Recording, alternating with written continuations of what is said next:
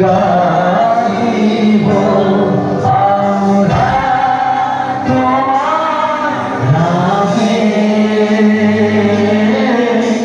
গাইব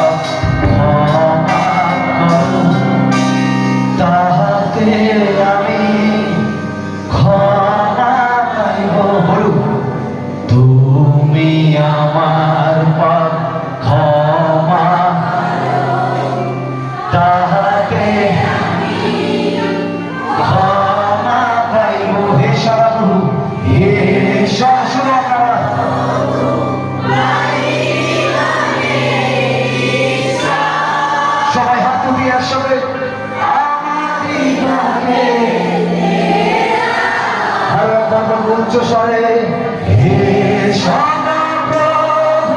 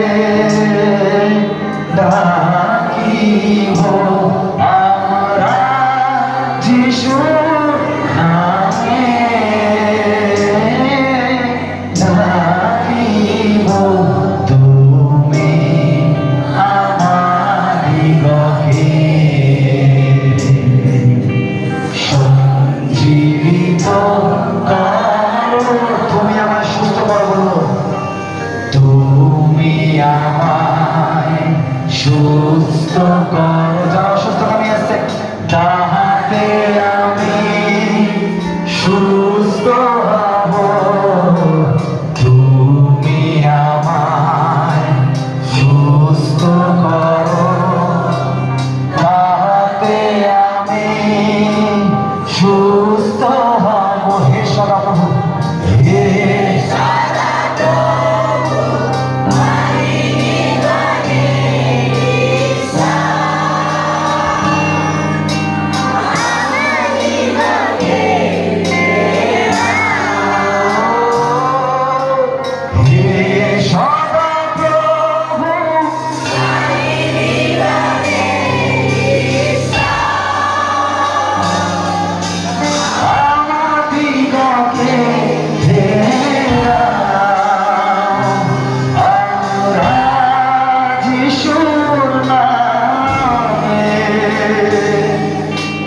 গাহিব আমরা যিশুর নামে,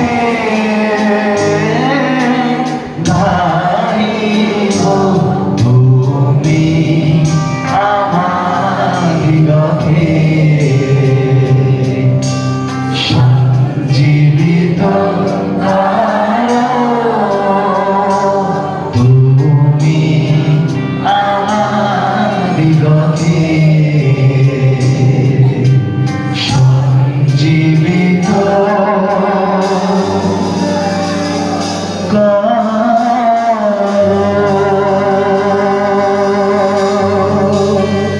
হ্যাঁ যিশু, প্রভু তুমি আমাদেরকে সঞ্জীবিত করো, কারণ তোমাকে ছাড়া প্রভু শক্তি, ক্ষমতা, আরাধনা, স্তুতি, প্রশংসা, প্রচার, প্রার্থনা কোনো কিছুই বৃথা প্রভু, যদি তুমি না থাকো।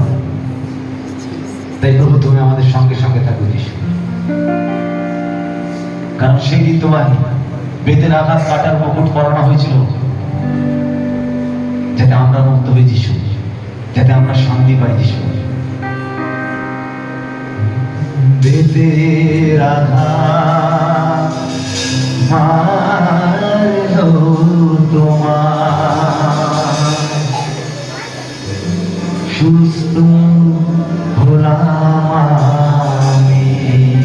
হ্যাঁ প্রভু, তোমার এক একটা বেতের আঘাত খাওয়ায় প্রভু এক একটা রোগের আরোগ্য আসছে। তাই তুমি বললে সেই যিশায়া 53:5 যে তোমার ক্ষত সকল দ্বারা প্রভু আমাদের মনুষ্যের সমস্ত প্রকার রোগের আরোগ্যতা হয়ে গেছে।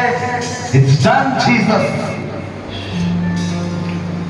বেতের আঘাত মারলো তোমায়, সুস্থ হলাম আমি। দস্যু যারা ক্রুশে দিল, দস্যু যারা ক্রুশে দিল, সেই হলাম আমি যিশু, সেই হলাম আমি। যিশু তোমার প্রেমের কথা, যিশু তোমার প্রেমের কথা কেমন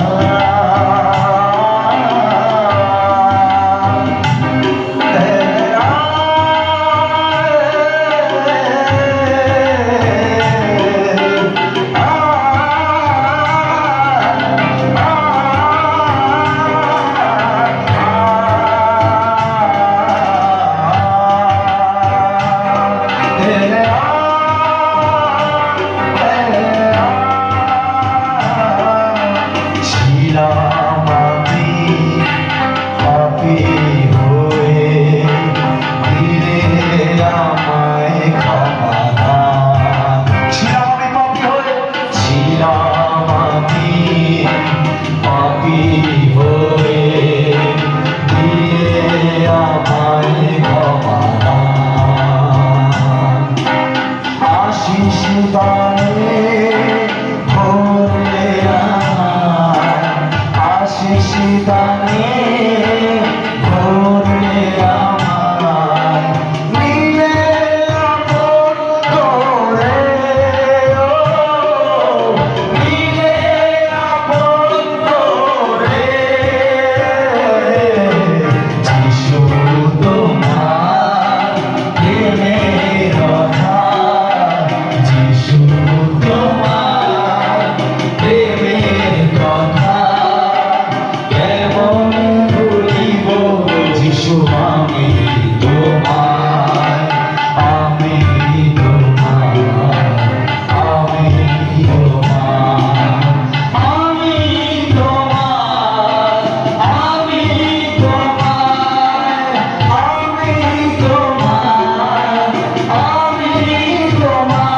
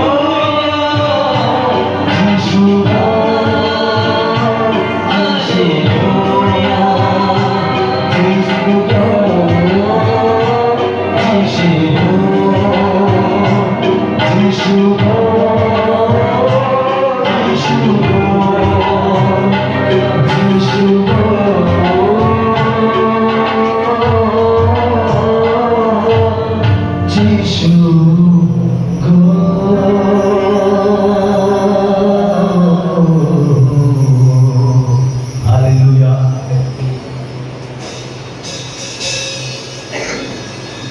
এই গানটা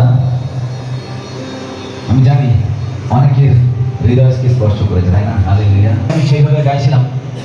আমি যখন গাইছিলাম, বিশেষ করে ওই জায়গাটা, দয়াল গো, দয়াল গো, দয়াল গো, দয়াল গো। মানুষ ছিল সত্যি প্রভু যিশু আমার সামনে দাঁড়িয়ে, এবং সে এসছে ক্ষত বিক্ষত রক্ত মাখা দেহটা নিয়ে আমার সামনে, আর বলছি পরম, আমি জানি তুমি যন্ত্রণা আছো, তোমরা যন্ত্রণা আছো। যে সময় বলছে পরম, দেখো তো আমার মতন যন্ত্রণা কি তুমি পেয়েছিলে? সেই গল গল করে রক্ত ঝরছে, সেই ক্ষত বিক্ষত জামা ছেঁড়া, এই অবস্থায় এসছে প্রভু। তখনই হৃদয় দিয়ে বেরিয়ে এসেছিল, দয়াল গো, দয়াল গো, দয়াল গো, দয়াল গো। সত্যি তার মতন এমন দয়াল কেউ আছে? সত্যি এমন দয়াল কেউ নেই।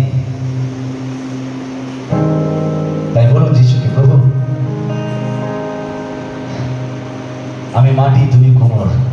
বলুন যিশু, প্রভু আমি মাটি, তুমি কোমর, তোমার মতন করে আমায় তুমি গড়ে নাও যিশু। হালেলুয়া। আমি মাটি, তুমি তোমার মতন করে আমায় গড়ো। এই গানটা হেমদার গান, তিনি আমার থেকে যথেষ্ট ওই গানটা ভালো গায়, আমি চেষ্টা করছি গাওয়ার। আমি মাটি তুমি তোমার মতন করে আমায় গড়ো প্রভু, তোমার মতন করে আমায় গড়ো। আমি মাটি তুমি কুমোর, আমার চলে গান সবাই। আমি মাটি তুমি কুমোর, তোমার মতন করে আমায় গড়ো। ও যিশু তোমার মতন করে আমায় গড়ো। আমি মাটি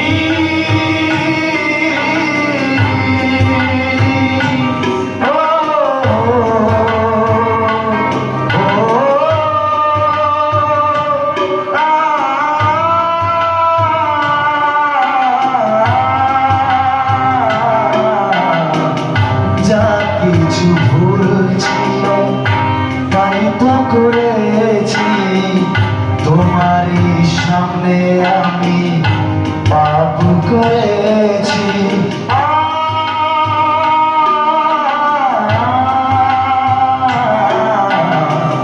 যা কিছু ভুল ছিল তাই তো করেছি, তোমারই সামনে আমি পাপ করেছি। সত্যি তো, এটা তো একদম বাস্তব লাইন লিখেছে দাদা।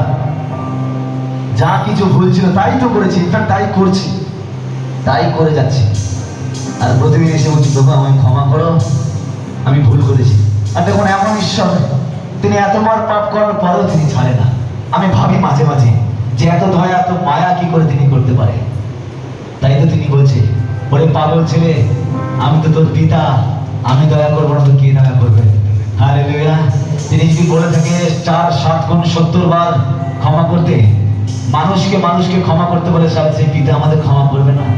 তাই যখনই কাদা মেখে, যখনই ভুল করে, যখনই পড়ে গিয়ে কাঁদতে কাঁদতে বলি, সেই বাচ্চারা কি করে যখন খেলতে গিয়ে পড়ে যায়, সে দেখি না মাঝে মাঝে বাচ্চারা খেলতে গিয়ে কাদা মেখে পড়ে যায় আর মা তাকে ঝরিয়ে নেয়। মা রান্না করতে থাকে, বাবা অফিস থেকে আসে আর দেখছে তার বাবার কাছে আসতে গিয়ে, বাবা যখন আসে সামনে হাত এমন করে আছে, বাচ্চাটা আসছে, বাচ্চাটা দৌড়াতে গিয়ে বাবাকে ধরতে গিয়ে পড়ে যায় আর বাবা দৌড়ে গিয়ে বাচ্চাটাকে কোলে উঠে নেয়। তাই না? যিশু আমাদেরকে সেইভাবে কোলে উঠে নেয়। আমরা যতই পাপ করি তিনি ক্ষমা করে দেন, কিন্তু জানেন বারবার পাপ করতে করতে তিনি দুঃখ পান, তাই না? আর বলে তোমরা আর পাপ করো না। তিনি চায় না যে আমরা কেউই বিনষ্ট হয়ে কেউ নরকে চলে যাই। কি হবে, তিনি একা স্বর্গে কি করবে যদি আমরা কেউ না যাই, তাই না? তখন শয়তান বলবে, দেখো যিশু, সবাইকে আমি আমার দলে টেনে নিয়েছি, তোমার স্বর্গে কেউ নেই। যিশু চায় যাতে নরক শূন্য হোক, স্বর্গ পূর্ণ হোক। হালেলুয়া। যাতে নরক শূন্য হোক, স্বর্গ পূর্ণ হোক। তার জন্যই তো যিশু বারবার ঈশ্বরের সন্তানদের মাধ্যমে বলে, পাপ করো না, আজ্ঞা পালন করো, আজ্ঞা পালন করো, আজ্ঞা পালন করো। এটা আমরা বারবার শুনেছি, আমিও বলি আজ্ঞা পালন করো, আজ্ঞা পালন করো, আজ্ঞা পালন করো। কিন্তু জানেন শুধু আজ্ঞা পালনই শেষ কথা না, যদি প্রেম না থাকে তাহলে আমরা আজ্ঞা পালন করতে পারবো না। হালেলুয়া। যদি প্রেম না থাকে যিশুর প্রতি, তাহলে এই মোবাইলটা যথেষ্ট আমাকে আপনাকে নরকে পাঠানোর জন্য। মনে রাখবেন, বিশেষ করে যারা ইয়াং জেনারেশন আছে, এই মোবাইলটা যথেষ্ট আমাকে আপনাকে নরকে পাঠানোর জন্য। 30,000 টাকা দিয়ে নরকের চাবি কেনা হয়েছে। শুনতে আশ্চর্য লাগে। এই মোবাইল থেকেই পাস্টার ইউটিউব করে, এই মোবাইল থেকে ইউটিউব ভিডিও হচ্ছে। যদি ভালো কাজে ব্যবহার করি তাহলে ভালো, আর যদি খারাপ কাজে ব্যবহার করি তাহলে গেল। শয়তান চাই আমরা নষ্ট হই। তাই তো যিশু বলল, চোর আসে চুরি করতে, যখন 10:10 বলছে চোর আসে বধ করতে, নাশ করতে, চুরি করতে, কিন্তু আমি এসেছি যাতে তোমরা প্রত্যেকে জীবন পাও। বলেনি পাঁচটার একটা জীবন পাও, বলেনি পরম একটা জীবন পাও, বলেছে প্রত্যেকে জীবন পাও। একটা আত্মা নষ্ট হয়ে যায় কেউ চায় না। তাই আমরা প্রতিদিন ঈশ্বরের কাছে ক্ষমা চাইব এবং প্রতিদিন আমরা চেষ্টা করব। আমি বলছি না যে আমরা কালকে থেকে গিয়ে কোনো পাপ করতে পারবো না। যদি কেউ বলে থাকে প্রভু, যদি কেউ বলে থাকে পাস্টার বাবু আমি আজকে রাতের সবার পর আমি কালকে থেকে ধোয়া তুলসী পাতা হয়ে গেছে, আমি বলবো সে মিথ্যা কথা বলছে। তাই পাস্টার, কোনো মানুষ এখনো জন্ম হয়নি যে একদিনে সব পাপ দূর করার মতো। বাক্য বলছে যে রক্তে মাংসের দ্বারা জন্মেছে সে পাপ করবে, তাই না? তাই তো বলছে ধার্মিক কেউ নয়, একজন নয়। কিন্তু যিশু বলছে তোমরা চেষ্টা করো পাপ থেকে বিরত থাকা। হালেলুয়া। তাই তিনি বলল যে আমার অনুগ্রহ তোমাদের জন্য যথেষ্ট। তাই এই লাইনটা যখন শুনি, যা কিছু ভুল ছিল তাই তো করেছি যিশু, তোমারই বিরুদ্ধে আমি পাপ করেছি। আমার সঙ্গে বলবেন, সঙ্গে বলবেন, যা কিছু ভুল ছিল তাই তো করেছি, তোমারই বিরুদ্ধে আমি পাপ করেছি। বলুন আপনারা, যা কিছু ভুল ছিল তাই তো করেছি, তোমার বিরুদ্ধে আমি পাপ করেছি। আমরা কি পাপ করেছি? আমাদের জীবনে অনেক গোপন পাপ আছে যেগুলো আমরা দূর করতে পারি না।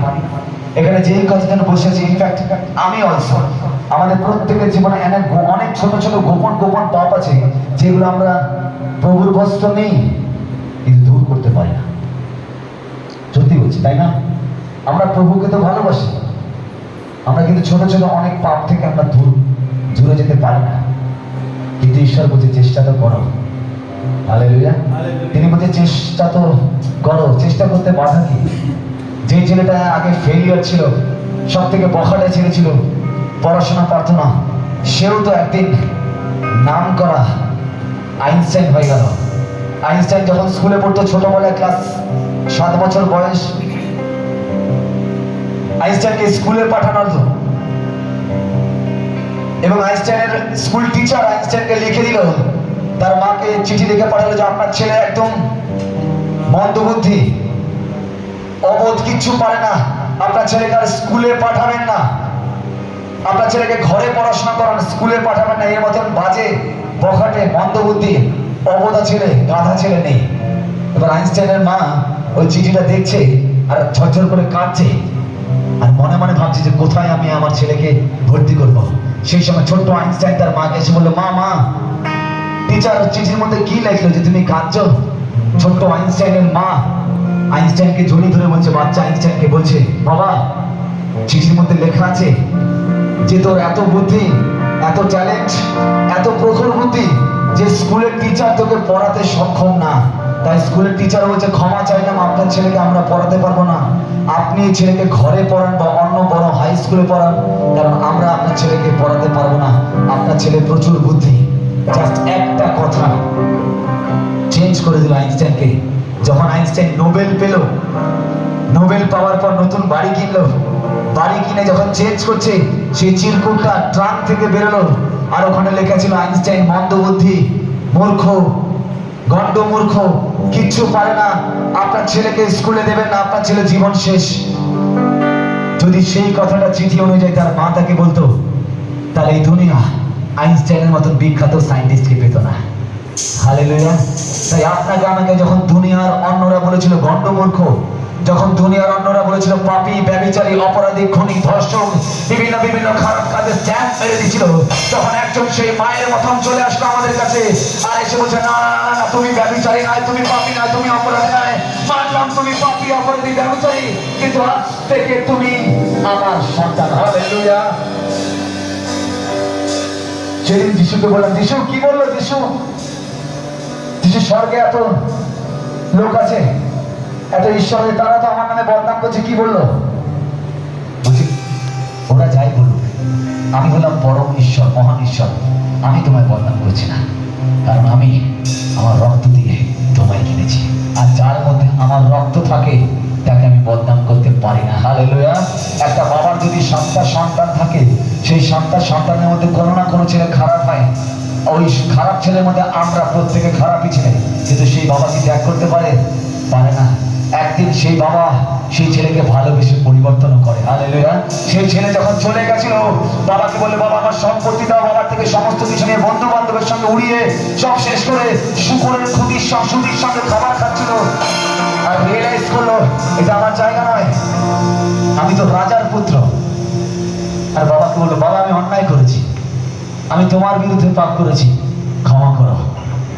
আর বাবা একবারও বললো না যে তুমি পাপ করেছো, তোমায় দণ্ড দেবো তারপরে ক্ষমা করব। বাবা বলল, তার হাত থেকে সব থেকে মূল্যবান আংটিটা পরিয়ে দিল, সুন্দর ড্রেসটা দিল, সব থেকে সুন্দর মধুর বাছুরটা ওর জন্য কাটা হলো। জানেন, একটা পাখি যখন মন ফিরায় স্বর্গরাজ্যে সব থেকে বেশি আনন্দিত হয়। যে মুহূর্তে আমরা পাপ থেকে মন ফিরাই, আপনার মা বাবা আপনাকে টন্টিং করতে পারে, আপনার বন্ধু বলতে পারে, দেখ আমার পাপি আমার সাধু হওয়ার চেষ্টা করছে, সেই সময় স্বর্গদূতরা আনন্দ করে বলে, প্রভু তোমার হারানো পুত্র আবার ফিরে এসেছে ঘরে। হালেলুয়া। ঈশ্বর এটাই দেখতে চায়। আর যারা মন ফিরাচ্ছে, বেশি দেরি লাগবে না, তাদের জীবনে আশীর্বাদ আসছে। আমার সাক্ষ্যটা আপনারা প্রত্যেকে জানেন, তাই আর বেশি করে বারবার বলি না। সাক্ষীর পরে অনেক সাক্ষ্য হয়েছে। মাস্টার জানে, সেই 2 বছর টাইম কোভিডের সময় রাস্তায় ধুলোর মতো মিশে গেছিলাম, ধুলো। কলকাতায় গল্ফ গ্রিন বলে একটা রাস্তা আছে, হয়তো অনেকে চেনে। গল্ফ গ্রিন, টালিগঞ্জ চেনেন তো? গল্ফ গ্রিন চেনেন তো? গল্ফ গ্রিনের টিভি টাওয়ারটা আছে, ওই পার থেকে আমি যখন হেঁটে হেঁটে যেতাম অন্ধকারে, আর উপর থেকে চোখ থেকে জল পড়তো, আর চোখের জল মুছতে মুছতে যেতাম। আর যেতাম আর প্রভু বলতো, প্রভু কোনদিন আমার দিকে তাকাও। হালেলুয়া। প্রভু বলতো, প্রভু তোমার দয়ার চোখটা একবার আমার দিকে পড়ুক। 2 বছর টাইম লেগেছিল। ঈশ্বর বলছে, পরম চিন্তা করো না, 2 বছরে যা হারিয়েছ, নেক্সট বছরে যা দেবো 20 বছর একসঙ্গে পুষিয়ে যাবে। হালেলুয়া।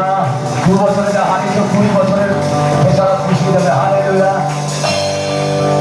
তাই আজ সেই দিন কেউ চিনত না, যখন গান গাইতাম 2-3 জন থাকতো, হাই তুলতো, বেরিয়ে যেত, কষ্ট লাগতো। গান গাইছি, মোবাইলে হোয়াটসঅ্যাপ করছে, চিৎকার করে গলা ফাটিয়ে ফাটিয়ে চিৎকার করছি, শুনছে না কেউ। রাতেবেলা করে আসতাম, প্রভু কেন শুনছে না? স্টেজে উঠে বললাম যে আমাকে 5টা মিনিট সময় দিন, 1 মাস ধরে রিহার্সাল করেছি, গান গাইবো। একজন বিখ্যাত স্বনামধন্য শিল্পী এসেছিল, সনজিৎ মন্ডল, নাম শুনে থাকবেন।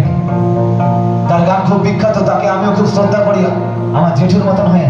তার গান আমিও খুব ভালোবাসি। আমি খুব চেষ্টা করেছিলাম, তার সঙ্গে গাইতে হলো না।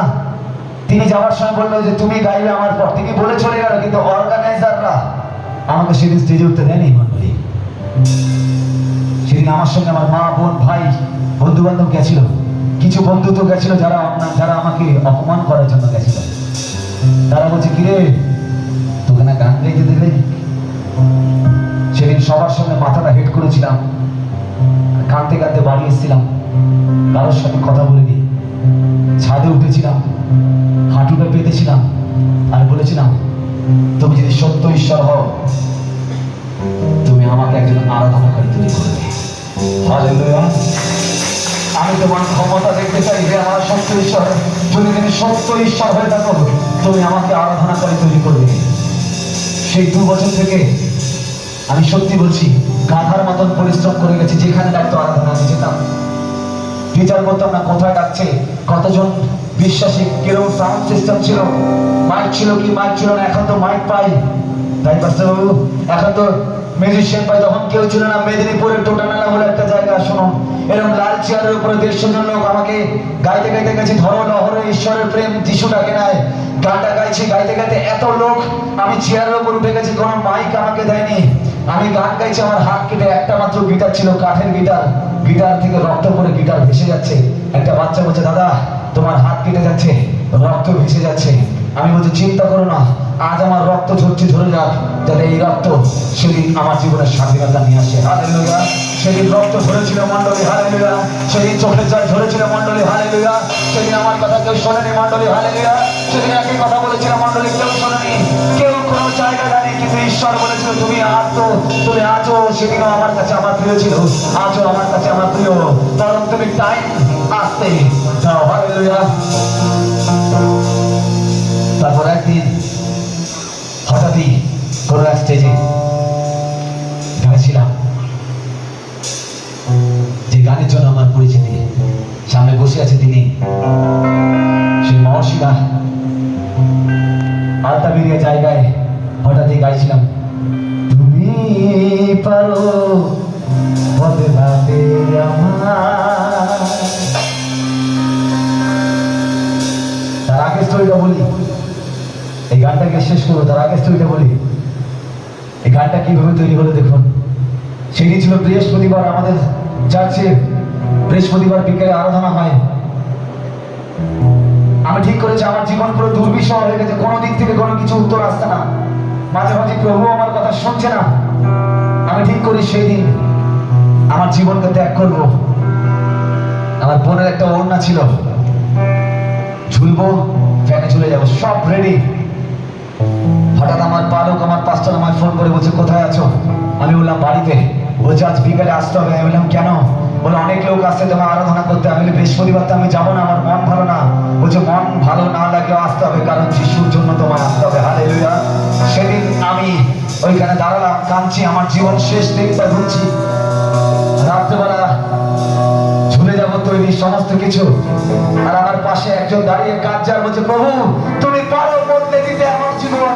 আর সেদিন আমি গিটারটা ধরলাম, আর এই মাইনার করে আমার গানটা বেরিয়ে আসলো, আর প্রথম সুরটা বেরিয়েছিল। সেই মহিলা বলছে যে তুমি পারো আমার জীবন বদলাতে, তুমি পারো আমার সময় বদলাতে, তুমি পারো সময়কে সবার সবকিছুকে বদলে দিতে। সেদিন আমার কানে কানে গিয়ে বলছে বরং এটাই তোমার জীবনে বদলে যাওয়ার কাজ হতে পারে। হালেলুয়া। আর সেই দিন ওইখানে লিখে ফেললাম এই জীবনদায়ী গান, আর সেই দিন গিটার বাজিয়ে ধরে ফেললাম,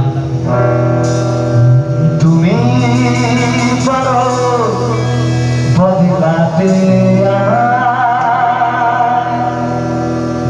তুমি পারো বদলাতে সময়, তুমি পারো বদলাতে সবার, সব কিছু তোমার হাতে। সেদিন বুঝিনি যে গানটা আমার জীবনকে বদলে দেবে। হালেলুয়া। সেই গানটা ক্যাজুয়ালি গাইছিলাম একটা স্টেজে, আর মহর্ষিদাকেও ঈশ্বর ব্যবহার করে তার মোবাইলে গানটা রেকর্ড করলো। হালেলুয়া। রেকর্ড করে আনঅফিশিয়ালি ইউটিউবে গানটা ছাড়লো। আমরা কোনোদিনও কল্পনা করিনি। 1 বছর পর হঠাৎ একদিন খুলে দেখলাম গানটা 1.5 লাখ ভিউজ ছাড়িয়ে চলে গেছে, এবং যেখানে যাই বলে দাদা একবার বদলে দাওটা হয়ে যাক। হালেলুয়া। যেই বরং সেদিন কাঁদতে কাঁদতে গল্পের মুখ থেকে ঘুরে বেড়াতো, চোখে জল পেতে পেতে কেউ তাকাতো না, বলতাম প্রভু আমার জীবন কবে বদলাবে? যিশু বলছে বরং তোমারও জীবন, তোমাকে আমি যা দিতে চলেছি তার দ্বারা তোমারও জীবন বদলাবে, আর অনেকের জীবন বদলে যাবে। হালেলুয়া। আজ বলতে গেছে মন্ডলী, আমাদের সাক্ষ্য আসে, দেখে আমাকে হোয়াটসঅ্যাপে মেসেঞ্জারে বলে দাদা তারা বলে একদিন আমি 3 মাস ধরে ভাবছি সুইসাইড করবো, বাথরুমে গেছি ফিনাইল খেয়ে মরবো বলে, হঠাৎ দাদার চ্যানেলের নোটিফিকেশনটা আমার কাছে আসলো, আর গানটা শুনলাম। 3 মাস পর সে তো বদলে গেছে, মৃত্যু যে কোথায় পালিয়ে গেছে জানে না, সে তো বদলে গেছে। তার দ্বারা ওই গান দ্বারা অনেক মানুষ বদলে যাচ্ছে। হালেলুয়া। তাই আসুন শেষ সময় এই গানটাতে আমরা উঠে দাঁড়িয়ে আজকের আলোচনা শেষ করবো। হালেলুয়া। এই একটা গান যে আমায় পরিচিতি দিয়েছে, এই একটা গান যে আমাদের হৃদয়কে পরিপূর্ণ করেছে, এই একটা গান যে আমাকে মৃত্যু থেকে জীবনে ফিরিয়ে নিয়েছে। হালেলুয়া। আর এই একটা গান যে আপনাদেরকেও আপনাদের চোখে জলকে প্রার্থনা শুনতে পারে না। হালেলুয়া। তাই বলবেন আমার সঙ্গে, তুমি পারো বদলাতে আমার, তুমি পারো